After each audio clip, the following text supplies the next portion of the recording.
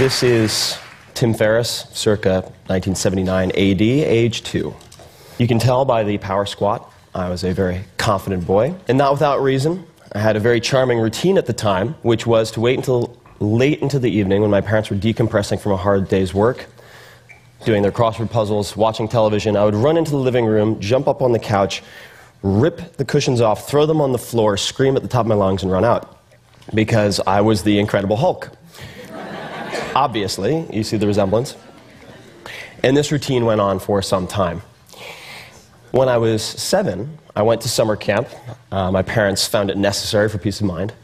And at noon each day, the campers would go to a pond where they had floating docks, and you could jump off the end into the deep end. I was born premature. I was always very small. My left lung had collapsed when I was born, and I've always had buoyancy problems, so water was something that scared me to begin with. But I would go in on occasion. And on one particular day, the campers were jumping through inner tubes. They were diving through inner tubes, and I thought this would be great fun. So I dove through the inner tube, and the bully of the camp grabbed my ankles. And I tried to come up for air, and my lower back hit the bottom of the inner tube. And I went wild-eyed, and I thought I was going to die. And the camp counselor fortunately came over, separated us, and from that point onward, I was terrified of swimming. And that is something that I did not get over. And my inability to swim has been one of my greatest humiliations and embarrassments. And that is when I realized that I was not the Incredible Hulk. But there's a happy ending to this story. At age 31, that's my age now, in August, I took 2 weeks to re-examine swimming and question all of the obvious aspects of swimming, and went from swimming 1 lap, so 20 yards, like a drowning monkey, at about 200 beats per minute heart rate, I measured it, to going to Montauk on Long Island, close to where I grew up, and jumping into the ocean, swimming 1 kilometer open water, getting out and feeling better than when I went in. And I came out, my Speedos, European style, feeling like the Incredible Hulk. And that's what I want everyone in here to feel like, the Incredible Hulk at the end of this presentation. More specifically, I want you to feel like you're capable of becoming an excellent long-distance swimmer, a world-class language learner, and a tango champion. And I would like to share my art, if I have an art. It's deconstructing things that really scare the living hell out of me. So, moving onward. Swimming, first principles. First principles, this is very important. I find that the best results in life are often held back by false constructs and untested assumptions. And the turnaround in swimming came when a friend of mine said, I will go a year without any stimulants. This is a 6 double espresso per day type of guy, if you can complete a 1 kilometer open water race. So the clock started ticking. I started seeking out triathletes because I found that lifelong swimmers often couldn't teach what they did. And I tried kickboards. My feet would slice through the water like razors. I wouldn't even move. I would leave demoralized, staring at my feet. Hand paddles, everything. Even did lessons with Olympians. Nothing helped. And then Chris Sacca, who's now a dear friend of mine, had completed an Ironman with 103-degree temperature, said, I have the answer to your prayers. And he introduced me to the work of a man named Terry Laughlin, who's the founder of Total Immersion Swimming, and that set me on the road to examining biomechanics. So here are the new rules of swimming, if any of you are afraid of swimming or are not good at it. The first is forget about kicking. Very counterintuitive. So it turns out that propulsion isn't really the problem. Kicking harder doesn't solve the problem because the average swimmer only transfers about 3% of their energy expenditure into forward motion. The problem is hydrodynamics. So what you want to focus on instead is allowing your lower body to draft behind your upper body, much like a small car behind a big car on the highway. And you do that by maintaining a horizontal body position. The only way you can do that is to not swim on top of the water. The body's denser than water. 95% of it would be, at least, submerged naturally. So you end up, number 3, not swimming in the case of freestyle on your stomach, as many people think, reaching on top of the water, but actually rotating from streamline right to streamline left, maintaining that fuselage position as long as possible. So let's look at some examples. This is Terry, and you can see that he's extending his right arm below his head and far in front, and so his entire body really is underwater. And the arm is extended below the head is held in line with the spine, so that you use strategic water pressure to raise your legs up. Very important, especially for people with lower body fat. And then here's an example of the stroke. So you don't kick, but you do use a small flick. So you can see this is the left extension, and then you see his left leg, small flick, and the only purpose of that is to rotate his hips so he can get to the opposite side.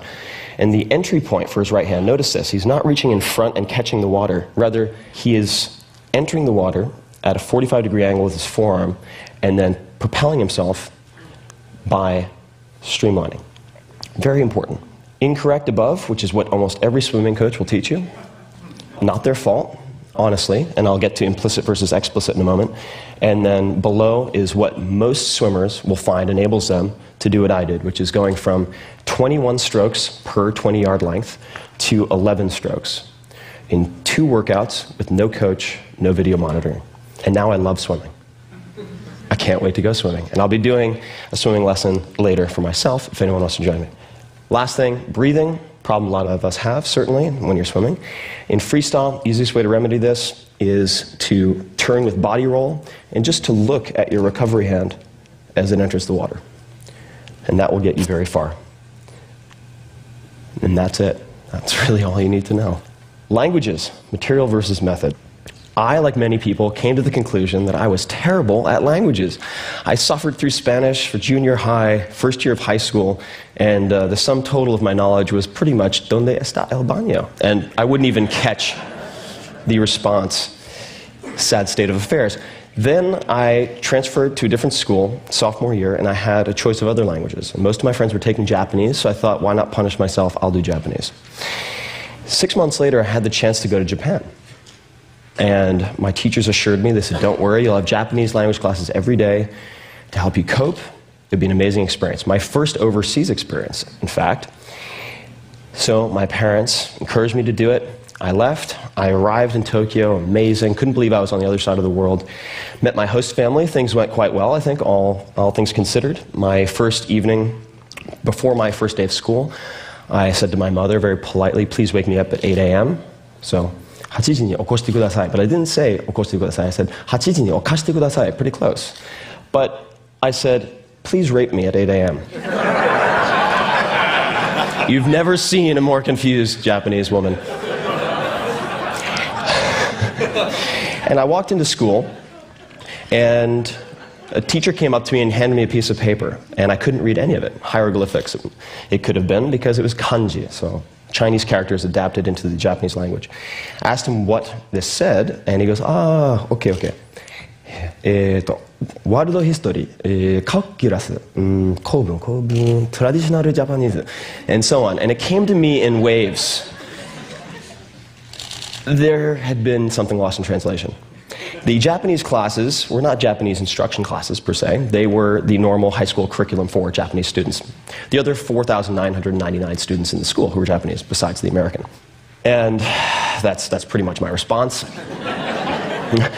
And that set me on this panic-driven search for the perfect language method. I tried everything. I went to Kinokuniya. I tried every possible book, every possible CD. Nothing worked until I found this. This is the Joyo Kanji Hyo. This is a tablet, rather, or a poster of the 1,945 common use characters as determined by the Ministry of Education in 1981. Many of the publications in Japan limit themselves to these characters to facilitate literacy. Some are required to. And this became my holy grail, my Rosetta Stone. And as soon as I focused on this material, I took off.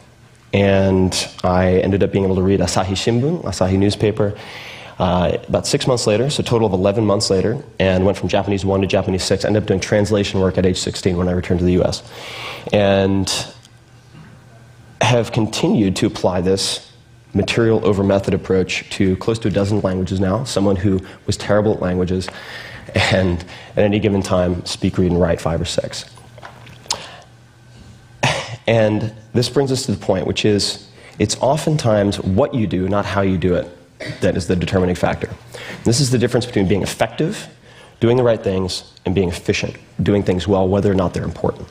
And you can also do this with grammar. I came up with these 6 sentences after much experimentation. Having a native speaker allow you to deconstruct their grammar by translating these sentences into past, present, future. We'll show you subject, object, verb, placement of indirect, direct objects, gender, and so forth. From that point, you can then, if you want to acquire multiple languages, alternate them so there's no interference. So we can talk about that if anyone's interested. And now, I love languages.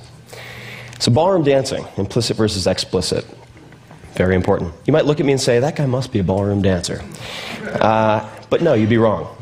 Because my body is very poorly designed for most things, pretty well designed for lifting heavy rocks, perhaps.